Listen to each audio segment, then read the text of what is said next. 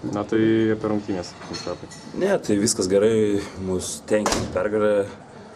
Šį vakarą, manau, pasiekėm, aišku, gal sunkiai. Kažkokios gal nervuotos varžybos buvo.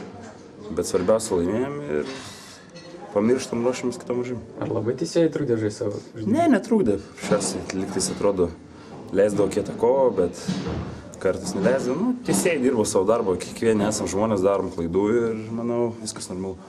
Prieš rungtynes minėjai, kad Maripol labai komanda pasikeitusi yra.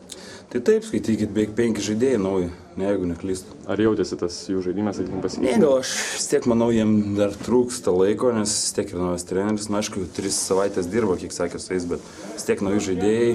Vidury sezono aš pats esu keitęs komandą ir buvo surinkta nauja komanda. Vidury sezono nėra lengva žaisti. Su Renlu buvo kažkoks susistumdymas? Nieko nebuvo, nu ką žinau, jis kažką bandė sakyti, aš tai nieko.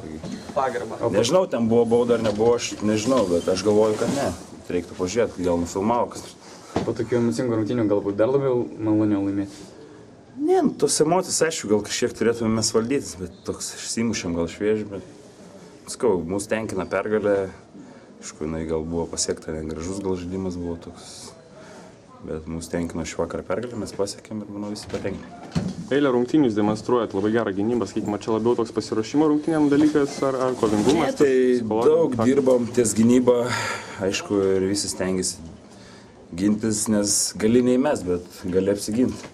Tai atsimenat kažkokį čempionatą Graikijai laimėjo, visi sakė, negražus graikų futbolas, jie tik ginas. Įmuša 1-0 ir gins, bet jie buvo Europos čempionai, taip ar ne? Tai va. Tai mes irgi gynybą žaidžiame. Stengiamės bent jau žaisti, ne visada gal gaunam.